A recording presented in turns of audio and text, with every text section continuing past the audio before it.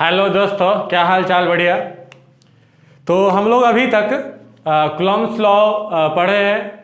उसके पहले हम लोग पढ़े थे इलेक्ट्रिक चार्ज, उसका प्रॉपर्टी। कूलॉम्स लॉ हम लोग बेसिक सवाल किए थे, जो पिछला वीडियो में हम लोग उसका सॉल्यूशन भी देखे थे। आज जो है इसी से रिलेटेड टॉपिक है सुपरपोजिशन प्रिंसिपल। यानी कि इसमें हमको ये जो टॉपिक है हमारा, वह फोर्सेस बिटवीन मल्टीपल चार्जेस। अभी तक जो हम देखे उसमें 2 चार्ज ही हुआ करता था, लेकिन अब क्या होगा, 2 से ज़्यादा चार्ज होगा, 3 होगा, 4 होगा, 5 होगा, 6 होगा। तो क्या फोर्स होगा, टोटल रिजल्टेंट फोर्स क्या होगा, वो हम लोग कैसे निकालेंगे। देखिए, इस चीज़ को पढ़ने के लिए आपको थोड़ा सा बेसिक वेक्टर्स आना चाहिए। अगर वेक्टर्स नहीं आएगा तो मे भी परेशानी हो सकता है। तो अगर आप लोग वेक्टर्स नहीं पढ़े हैं, तो अगर पढ़े भी होंगे पीछे, तो आप थोड़ा रिवाइज कर लीजिएगा।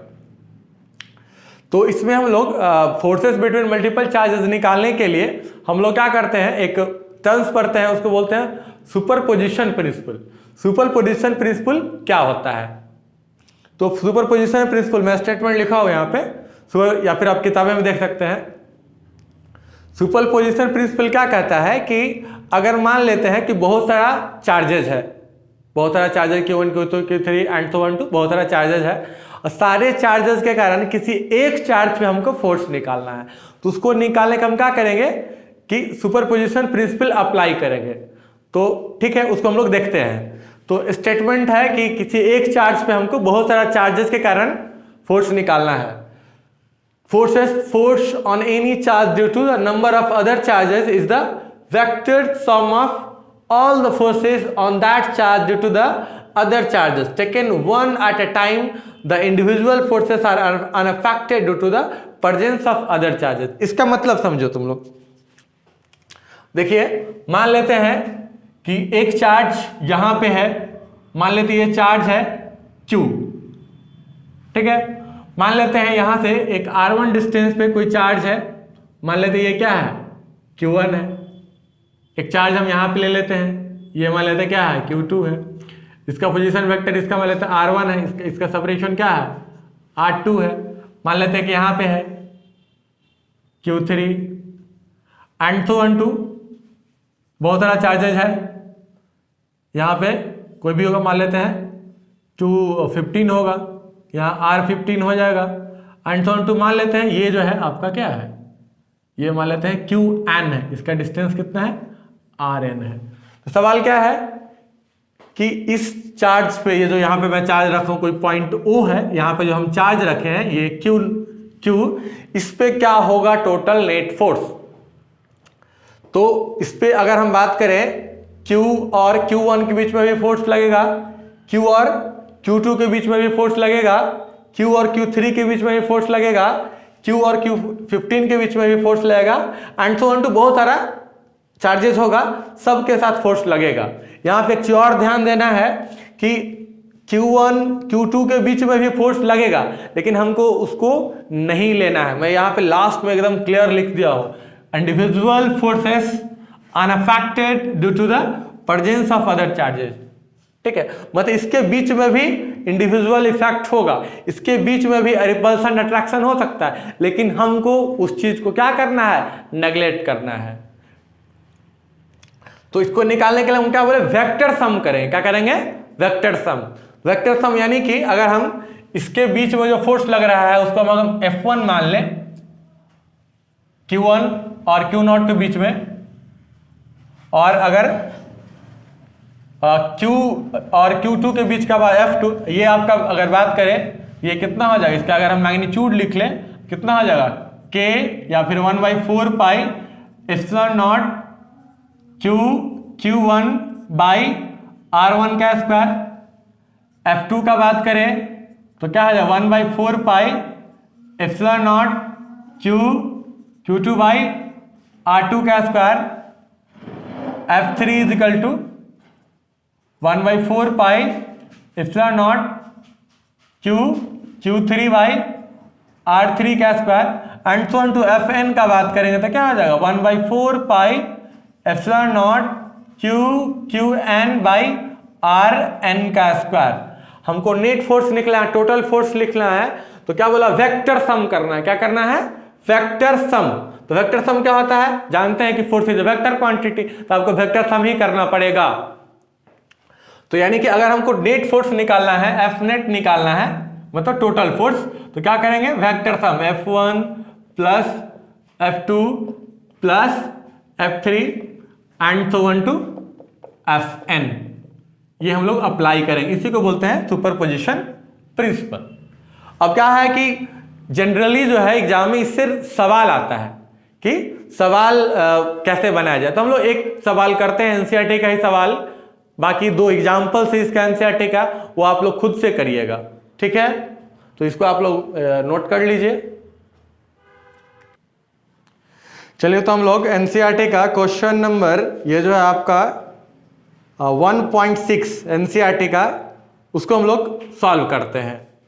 तो क्वेश्चन क्या कह रहा है, आप लोग स्क्रीन पे देखिएगा। क्वेश्चन कहता है 4 point charges QA 2 microcoulomb, QB -5 microcoulomb, QC 2 microcoulomb and QD -5 microcoulomb are located at the corners of a square of side ABCD, square ABCD of side 10 centimeter. What is the force on charge of 1 microcoulomb placed at the center of the square? मतलब कह रहा है कि आपका ये square दे दिया है, ये स्क्वायर है और इस स्क्वायर का नाम दे दिया है A B C D। यहां पे एक चार्ज को रखा है, यहां पे एक चार्ज को रखा है, यहां पर भी चार्ज रखा है, यहां पे भी चार्ज रखा हुआ है। ये जो है इसको हम QA कह देते हैं और QA जो आपका है वो है 2 माइक्रोकुलम। QB जो है वो है -5 माइक्रोकुलम। यहां पे जो है QC वो है 2 माइक्रोकुलम और यहां पे है -5 माइक्रोकुलम, ठीक है। अब यहां पे कहता है कि इसके सेंटर पे, स्क्वायर के सेंटर पे एक चार्ज है, वो है आपका 1 माइक्रोकुलम, इसको रख रहा है। तो यहां पे फोर्स क्या लगेगा, रिजल्टेंट फोर्स क्या होगा सारे चार्जेस के कारण। इसका साइड दे दिया है 10 सेंटीमीटर। कितना दे दिया है, 10 सेंटीमीटर। चलिए, तो हम लोग इसको सॉल्व करते हैं। तो देखिए हम लोग क्या करते हैं, इसको ज्वाइन करते हैं, AC और BD को ज्वाइन करते हैं। ज्वाइन करिए।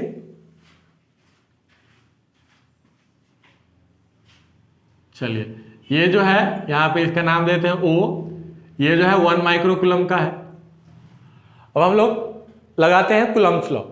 कुलम्ब्स लॉ अप्लाई होता है 2 पॉइंट चार्जेस के लिए। यहाँ पे पॉइंट चार्जेस है सारा।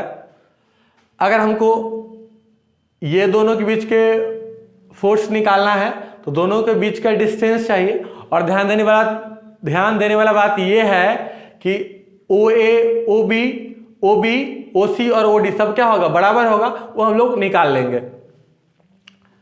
तो हमको क्या करना है, यहाँ पे वेक्टर लगाना, वेक्टर सम करना है। क्योंकि फोर्स इज वेक्टर क्वांटिटी है, तो अगर आपको ऐड करना है तो वेक्टर सम ही करना पड़ेगा। तो उसके लिए हम लोग देखते हैं कैसे किया जाएगा। ये आप देखिए ध्यान से, ये जो है QA वो 2 माइक्रोकुलम है और जो सेंटर है वो वहां पे है 1 माइक्रोकुलम। दोनों पॉजिटिव है। तो हम लोग जानते हैं कि पॉजिटिव में क्या होता है, रिपल्सन होता है। यानी कि क्या कह सकते हैं, इस बॉडी पे अगर हम फोर्स का बात करें तो क्या हो रहा होगा, इस चीज को ऐसे समझिए। देखिए ये है तो ये इस तरफ इसको पुश कर रहा होगा, इसको इस तरफ। यानी कि अगर हम यहाँ पे फोर्स का बात करें तो डायरेक्शन क्या होगा, टुवर्ड्स C, यानी कि इस तरफ होगा। यानी कि इसको हम कह देते हैं, इस तरफ फोर्स लगेगा, FA कह देते हैं। क्या कह देते हैं, FA। ये FA होगा, ठीक है। अब हम चलते हैं यहां पे, ये नेगेटिव है, ये क्या है, पॉजिटिव है। नेगेटिव पॉजिटिव में क्या होगा, अट्रैक्शन होगा। क्या होगा, अट्रैक्शन होगा। तो ये वाला चार्ज इसको क्या हो रहा है, अपनी तरफ खींच रहा होगा। क्या कर रहा होगा, अपनी तरफ इसको क्या कर रहा होगा, खींच रहा होगा। तो ये बोला होगा तुम भी, मतलब ये वाला इसको अपनी तरफ खींच रहा होगा। मतलब इसका डायरेक्शन का बात करते क्या हो जाएगा, इस तरफ हो जाएगा, ठीक है। इसको हम FB कह देते हैं।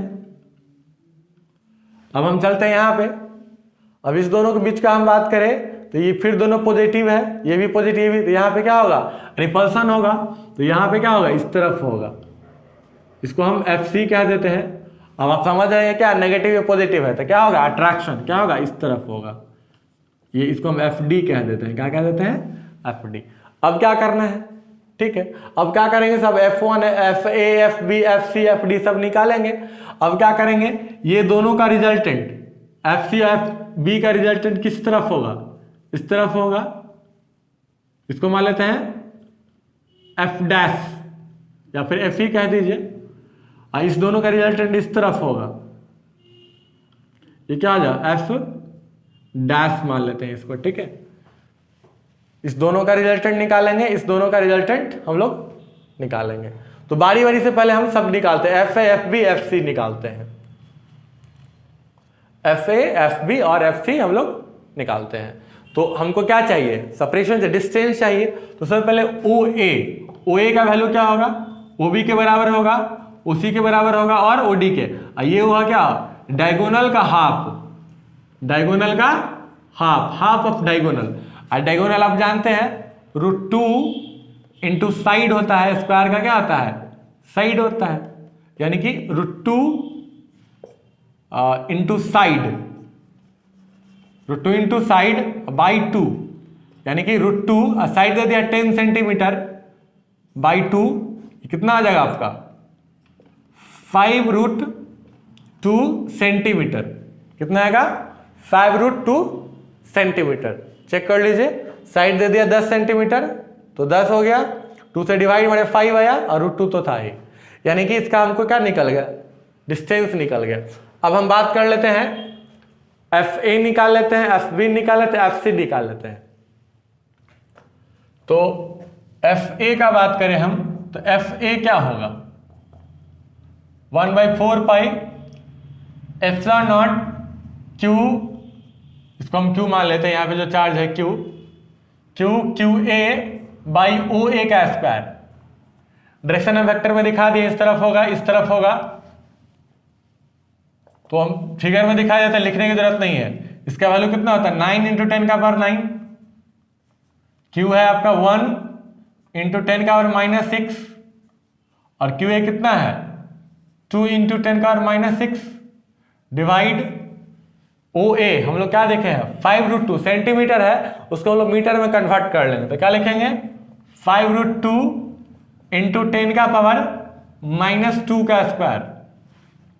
इसको सॉल्व करते हैं हम लोग, कितना आएगा 9 × 2 × 10 का पावर, देखिए -6 और -6 -12 और -12 में से 9 सबट्रैक्ट कर दीजिए तो कितना आ जाएगा -3 डिवाइड 5 × 5 × 2 × 10 का पावर -4, उसको ऊपर भेज देंगे प्लस हो जाएगा, कितना आ जाएगा 18/5 इंटू, या फिर इसको ऐसे सब इसको हटा देते हैं, कितना 9/25 × 10 का पावर -3 + 4, यानी कितना आ जाएगा ऊपर 10 आ जाएगा, 9 × 10/25, 5 से 2 बार में, इस कितना 5 बार में कितना आ जाएगा 18/5, इसको डिवाइड मारिए कितना आएगा 5 × 3 = 15, 3.6 न्यूटन, कितना आ जाएगा 3.6 न्यूटन। अब हम निकालते हैं FB, क्या निकालते हैं FB।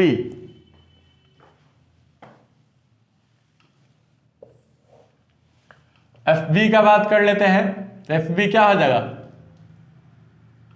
1/4 pi epsilon not QB by OB का स्क्वायर, इसका वैल्यू पुट करिए 9 × 10 का पावर 9, 1 × 10 का पावर कितना -6 और ये है आपका 5 × 10 का पावर -6 डिवाइड 5√2 × 10 का पावर -2 का स्क्वायर। इसको सॉल्व करिए 9 × 5 × 10 का पावर आ जाएगा -3 डिवाइड 5 × 5 × 2 × 10 का पावर 4, उसको ऊपर -4, ऊपर भेजिएगा तो कितना आ जाएगा 9 इंटू 5 इंटू 10 आ जाएगा ऊपर, बाई 5 इंटू 5 इंटू 2। देखिए ये 5 से ये 5 कट जाएगा, ये तो 2 बार में कट जाएगा, और इससे ठीक है कितना आ गया 9 2 जा 18, यानी कितना आ जाएगा 18 न्यूटन। चेक कर लीजिए, ये ऊपर जाएगा तो प्लस हो जाएगा, 6 6 12, 12 में से 3 गया, 6 में से 12 में से 9 गया तो 3 -3, इसको ऊपर प्लस 10 स्क्वायर करेंगे, 5 इंटू 5 √2 का स्क्वायर 2 हो जाता है, यहाँ 4 ऊपर जाएगा प्लस यानी कि 1, ये 5 से ये 5, ये 5 2 जा, ये आपका कितना हो जाएगा, यहाँ कुछ गड़बड़ लग रहा है, ये 5 से ये 5 कटा, ये 5 से 2 बार में, ये 2 से ये 2 कटा, अब कितना आ जाएगा, यानी कि कितना आ जाएगा 9 न्यूटन, कितना आ जाएगा 9 न्यूटन। ठीक है, चलिए एफ बी निकल गया, अब हम लोग निकालते हैं एफ सी। एफ सी का बात करें तो एफ सी देख लीजिए, अब देखिए इसके लिए हमको कैलकुलेशन करने की जरूरत नहीं है। देखिए एफ सी 2 माइक्रोकूलम है, ये 1, तो 2 और 1 के लिए हम लोग सॉल्व किए हैं, 2 और 1 के लिए सॉल्व किए, यानी कितना आ जाएगा 3.6 न्यूटन, कितना आ जाएगा 3.6 न्यूटन। एफ डी के लिए भी हम लोग सॉल्व कर चुके हैं, कितना आएगा 9 न्यूटन, 5 है और क्या है 1 है, कितना आ जाएगा 9 न्यूटन। ठीक है, सब निकल गया, F A, F B, F C और एफ डी। अब हम क्या करें, एफ निकालेंगे। अब देखिए ये दोनों के बीच में एंगल कितना डिग्री है, 90 डिग्री है, कितना है 90 डिग्री, ये अब 90 डिग्री है। तो अगर हम एफ का बात करें तो एफ कितना होगा √ओवर एफ सी का स्क्वायर और प्लस एफ बी का स्क्वायर। एफ सी आप निकाले हैं, देख लीजिए 3.6 का स्क्वायर अब प्लस 9 का स्क्वायर, और फिर एफ डैश निकालिए तो आ जाएगा आपका, एफ डैश के बारे में तो एफ डी का स्क्वायर, यहां पर भी 90 डिग्री होगा, अब प्लस एफ ए का स्क्वायर, इसको सॉल्व करें, एफ डी हम निकाले हैं 9 का स्क्वायर अब प्लस 3.6 का स्क्वायर। अब देखिए दोनों का मैग्नीट्यूड ध्यान से देखिए, दोनों का मैग्नीट्यूड सेम ही आएगा, जो भी आप अगर सॉल्व करिएगा तो मैग्नीट्यूड सेम ही आएगा। ठीक है, अब देखिए यहां पे डायग्राम में देखिए एफ डैश का मैग्नीट्यूड और एफ डैश का मैग्नीट्यूड क्या है, इक्वल है, डायरेक्शन में क्या है अपोजिट है, यानी कि एफ नेट का बात करेंगे, एफ नेट का बात करेंगे, नेट रिजल्टेंट फोर्स जो होगा वो क्या होगा एफ माइनस एफ डैश होगा, एफ माइनस, एक को अगर पॉजिटिव दूसरे को क्या नेगेटिव, यानी कि मैग्नीट्यूड भी क्या है सेम है, यानी कि क्या आ जाएगा 0, यानी कि यहां पे कह सकते हैं कि कोई नेट फोर्स यहां पे नहीं लगेगा, यानी कि नेट फोर्स यहां पे क्या आ जाएगा 0 हो जाएगा। ठीक है, एक बार फिर से देख लीजिए, ये चार्जेस आपका दिया हुआ था Q A, Q B, Q C, Q D, हमने क्या किया डायरेक्शन देखा, सबसे पहले क्या देखा डायरेक्शन, एफ ए मतलब पॉजिटिव पॉजिटिव रिपल्सन होता है इस तरफ दिखा दिए, और नेगेटिव पॉजिटिव अट्रैक्शन होता है तो इस तरफ हो जाएगा। यहां पर भी सेम काम किए, फिर हम सबका वैल्यू निकाल लिए कूलम्ब्स लॉ का यूज करके, और फिर क्या करिए रिजल्टेंट हम ले लिए, फिर देखे रिजल्टेंट में क्या है कि दोनों का मैग्नीट्यूड सेम है, डायरेक्शन क्या है अपोजिट है, तो क्या एक दूसरे को कैंसिल आउट कर देगा, यानी कि नेट फोर्स जो इस चार्ज पे होगा, जो सेंटर पे 1 माइक्रोकूलम का रखा गया था, उस पर क्या होगा 0 होगा। ठीक है, इसको आप लोग पॉज करके लिख लीजिए। चलिए, तो अब हम लोग आपको 2 क्वेश्चन होमवर्क दे रहे हैं, आप लोग करिएगा। ये जो है एनसीईआरटी एग्जाम्पल है, एग्जाम्पल भी एनसीईआरटी बहुत इंपॉर्टेंट होता है, इसलिए आप लोग जरूर बनाइएगा। ठीक है, अगर नहीं बनता है तो कमेंट में लिखिएगा, मैं उसका सॉल्यूशन आप लोग को अलग से करके दूंगा। ठीक है, मैं इसको डिस्कस नहीं करूंगा क्योंकि ज्यादातर बच्चों को समझ में आ जाएगा, वो कर लेंगे, जिनको नहीं है वो कमेंट में लिखेंगे कि उसका सॉल्यूशन चाहिए, मैं उसको सॉल्यूशन बना के आप लोग को भी डालूंगा। तो ये जो है आपका एनसीईआरटी का एग्जाम्पल है 1.6 एंड 1.7, ये जो है एग्जाम्पल 1.6 एंड 1.7 आप लोग ट्राई करिएगा। ये आपको मैं होमवर्क दे देता हूं, एग्जाम्पल 1.6 एंड 1.7। और इस वीडियो को यहीं पर समाप्त करते हैं। जय हिंद।